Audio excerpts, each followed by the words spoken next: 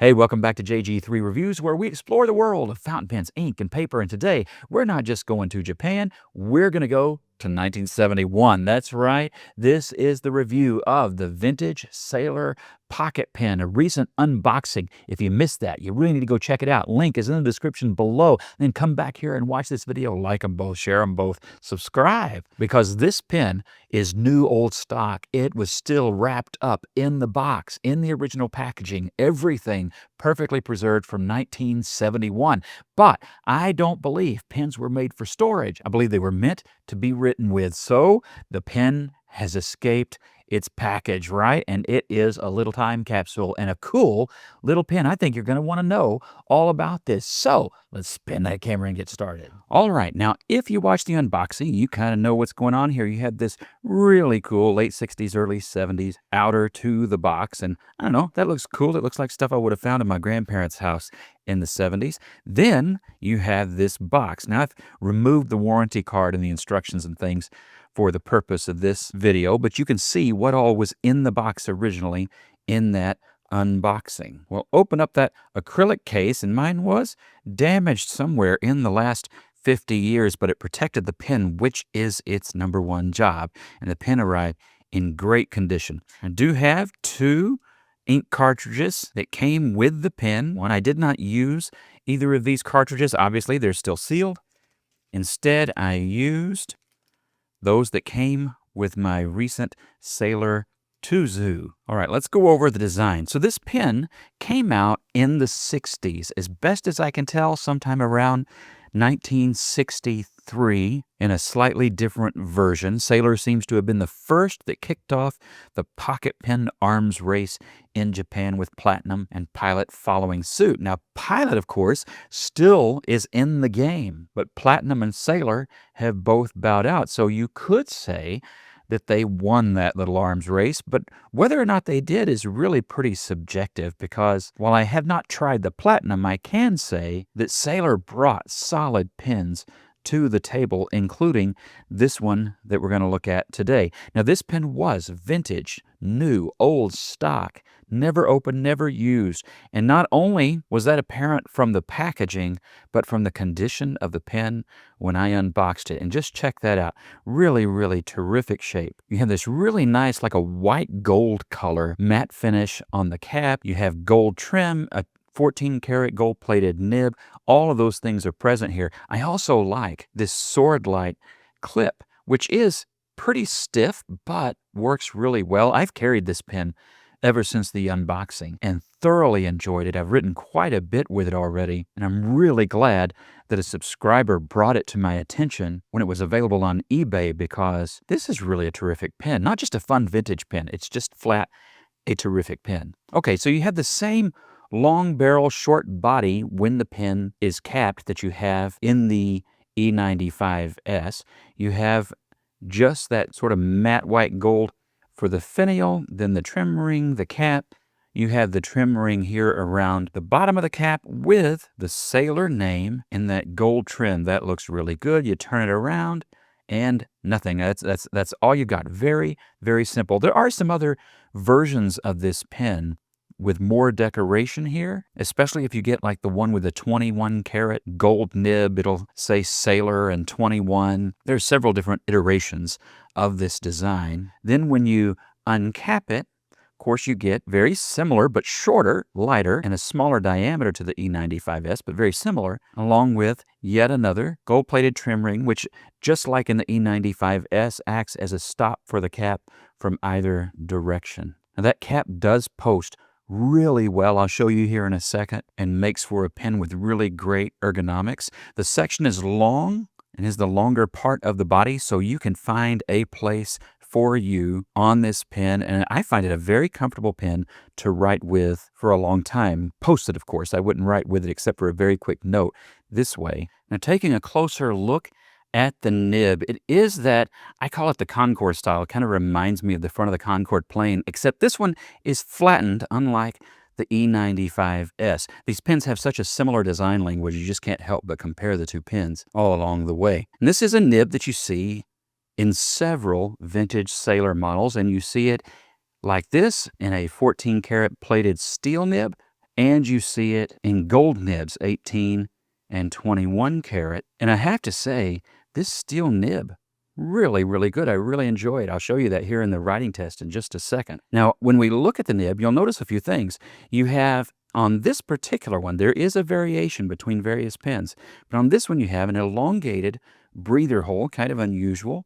And then the Sailor logo. And then below that, depending on the year and model that you get, you will either have kind of the little world logo, or it might give you that it's 18 or 21 carats. In this case, it gives you the manufacturing date code. And thank you to the subscriber who let me know about Richard Bender's article on deciphering these date codes. I've been to his site a lot of times. I had not read that article, certainly not about the sailors, and that was very helpful. Thank you. So sometimes the date code will be over here on the shoulder of the nib, and in this case, it's right here below the Sailor logo. And F1, not a model name, nor a race car inspired. F1 means this pen was born in June, that's F, and in 1971. The literature had kind of made me lean a little later in the 70s, but the date code on the nib tells the story, and that's just a cool detail to have figured out on this pen. Now, some of you may be wondering about inkage. Well, you open up that body as you would typically do on a cartridge converter pen. Make sure not to lose the ring, because that trim ring is loose and it will try to escape. This pen uses the typical proprietary Sailor cartridges. Those in 1971 were just like the ones in 2025. So I just popped one in out of my Tuzu's package that I had not used, and it worked great. Didn't take long for the ink to be flowing. And you can't use a converter because the body is too short. So I'll be refilling this with a favorite ink in the future. Very simple process. And it's nice that it's a cartridge that's still the one they manufacture. Now, as I said, when you post the pen, it just goes down to that trim ring, makes for a full-sized pen that has excellent balance and feel, very light in the hand. It is a pen that lets you write, and it's enjoyable if you're looking for a pleasant writing experience. It's also a pen that will get out of your way so that you can focus on what you're writing. And that's something that I look for in a good fountain pen that I'm going to write with quite a bit. First, of course, in our size comparison is that Sailor pocket pen. And next to that, let's put the Pilot E95S, just because this is our most well-known current competitor to that pen. And you can see that it is just a little bit larger, not even a full centimeter, but a little bit larger. Other pocket pens that I've got here handy would be the Kaweco Sport, this one in the ice blue, and you can see that it is shorter but chunkier. And then we have the more recent competition, the Hongdian M2. All of these, to me, are fantastic pocket pens. I really like all of them for some reason or reasons or another, but that gives you a really good size comparison. And then just to give you an idea of why a pocket pen might be handy and might be for you, this is a Wingsung 601A based on the design of the Parker 51, a pen that still would have been quite familiar at the time of the Sailor pocket pen. And you can see if you have a shortened shirt pocket, which was the destination of this pen in 1971, you can see how this would fit much better. It's why I grab my E95S a lot of the time. Here are the pens uncapped. And you're just going to do this for a quick note here and there. They are all short, but the Sailor is actually the shortest here, barely making it across the span of my pen rest. And then in the intended posted position, you can see here that you end up with a pen that is very usable, slightly shorter than both the Hongdian and the Pilot, but longer than a Sport, and while shorter than, of course, the 51-inspired 601, still coming in quite close and a very usable size. Now, I've had some other Sailor fountain pens. I have a couple of compasses. Those are medium fine nib. One, a subscriber had done a custom ground on, so that one's a little bit different, a stub. But I also have the Tuzu, which I really like that nib. It's a finer than a Western medium, but it's a good writing nib.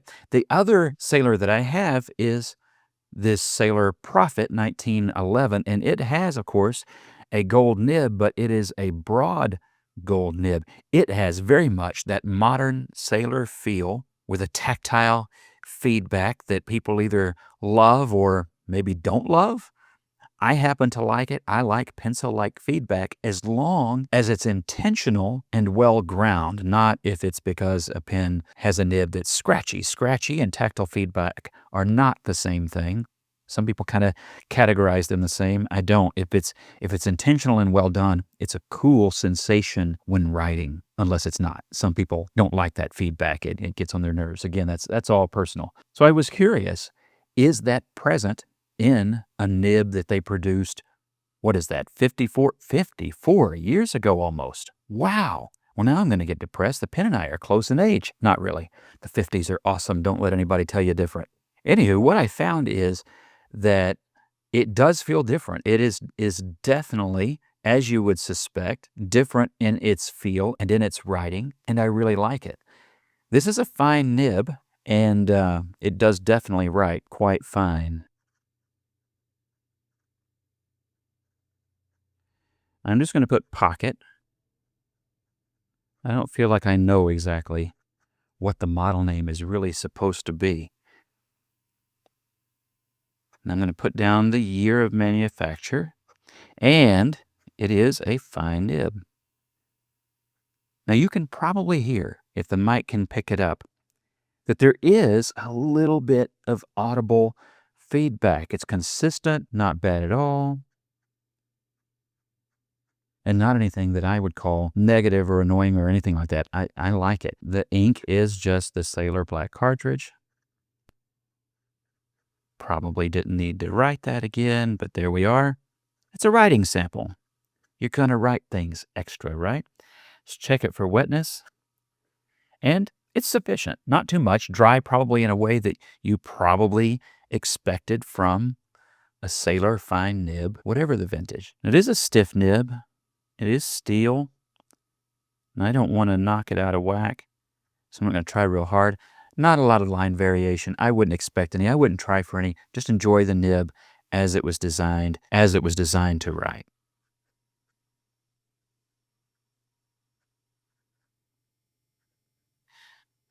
I'm a little bit over-caffeinated this morning. It's been an exciting morning around here. Just some family things going on, good things. And I might have lost track of how many times I refilled my coffee cup. And I can always tell on a day where I'm filming a review if I have overstepped the amount of coffee I should have had. It happens. It happens. And while I'm saying that, here we go again. All right.